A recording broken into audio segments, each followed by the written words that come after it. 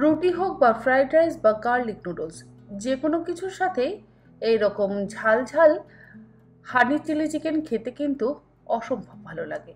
আর তার জন্য নিয়েছি আমি এখানে 500 গ্রাম পরিমাণে বোনলেস চিকেনের ব্রেস্টেড পিস। এর মধ্যে দিয়ে দিলাম 2 টেবিল চামচ পরিমাণে আদা রসুন বাটা। তার সাথে দিয়ে দিচ্ছি 2 টেবিল চামচ পরিমাণে চিলি ফ্লেক্স। 1 চা চামচ পরিমাণে দিয়ে দিলাম প্যাপরিকা পাউডার। যদি প্যাপরিকা পাউডার না থাকে তাহলে কাশ্মীরি লঙ্কার গুঁড়োরও ব্যবহার করতে পারেন। সামান্য পরিমাণে একটু লবণ ব্যবহার করছি। লবণ খুব বেশি ব্যবহার করবেন না, কারণ সসের মধ্যেও কিন্তু যথেষ্ট পরিমাণে লবণ থাকে। 2 চা চামচ পরিমাণে দিয়ে দিলাম লাইট সয়া সস।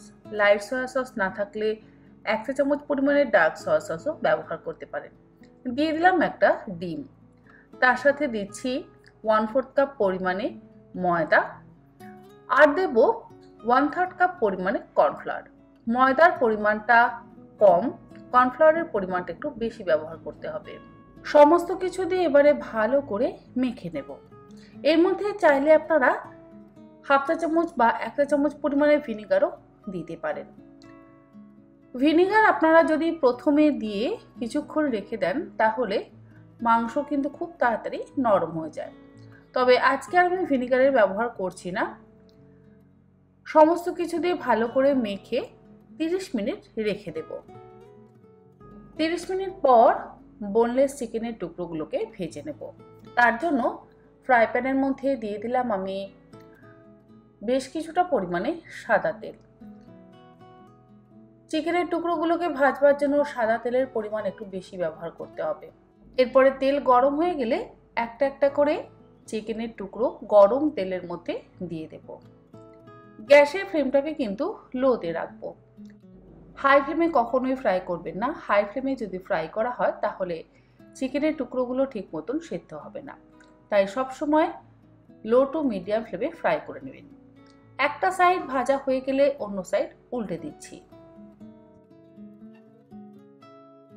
দুটো সাইড উল্টে পাল্টে গোল্ডেন ব্রাউন করে ভাজা হয়ে গেলে তুলে একটা আলাদা পাত্রের মধ্যে রেখে দেব। আর এই একই রকম ভাবে বাকি চিকেনের টুকরোগুলোকেও ভেজে তুলে নেব।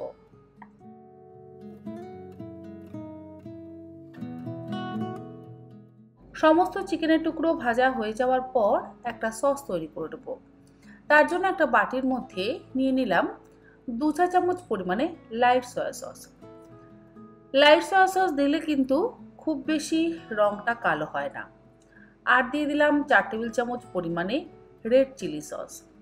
তার সাথে দিয়ে দিচ্ছি 2 টেবিল চামচ পরিমাণে গ্রিন চিলি সস। আর দিলাম 3 টেবিল চামচ পরিমাণে টমেটো কেচাপ।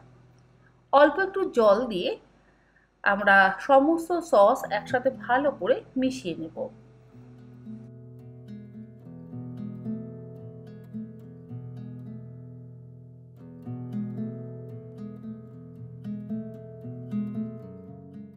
অপরদিকে অন্য একটা ফ্রাই প্যানের মধ্যে দিয়ে দিলাম 1 টেবিল চামচ পরিমাণে চিকেন ভাজা তেল।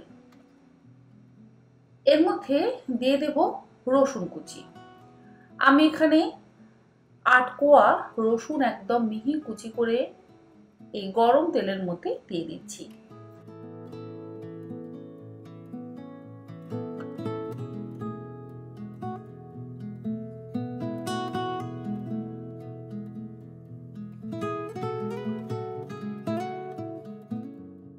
হাই ফ্লেমে রসুনটা হালকা করে ভাজা হয়ে যাওয়ার পর এর মধ্যে দিয়ে দিলাম একটা বড় সাইজের চৌকো টুকরো করে কেটে নেওয়া পেঁয়াজ।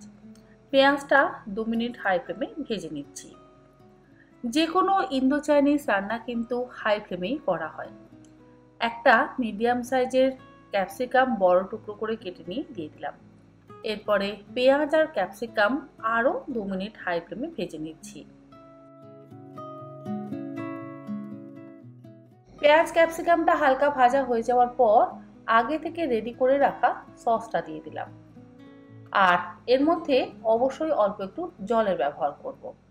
জল যদি না দেওয়া হয় তাহলে কিন্তু সসগুলো খুব তাড়াতাড়ি শুকিয়ে যাবে আর চিলি চিকেনটা ড্রাই হয়ে যাবে।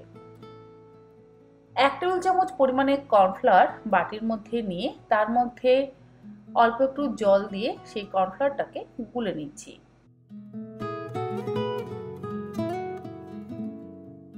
সসগুলো দিয়ে 2 মিনিট ফুটিয়ে নেওয়ার পর ভেজে রাখা মাংসের টুকরোগুলোকে দিয়ে দিলাম। তারপরে গ্যাসের ফ্লেমটাকে হাইতে রেখে চিকেনের টুকরোগুলো সস দিয়ে খুব ভালো করে মিশিয়ে নেব। যে কোনো ইন্দো চাইনিজ রান্নাতে কিন্তু সামান্য পরিমাণে হলেও আজিনামোটো ব্যবহার করা হয়। আমি এখানে খুব সামান্য পরিমাণে আজিনামোটো দিলাম আর দিলাম কর্নফ্লাওয়ার গোলা জলটা।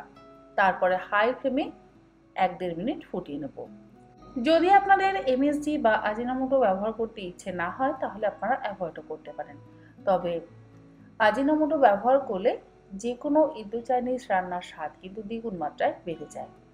গ্যাসের ফ্লেমটাকে বন্ধ করে দিয়ে রান্নার শেষে এর মধ্যে দিয়ে দিলাম 3-4 চামচ পরিমাণে মধু।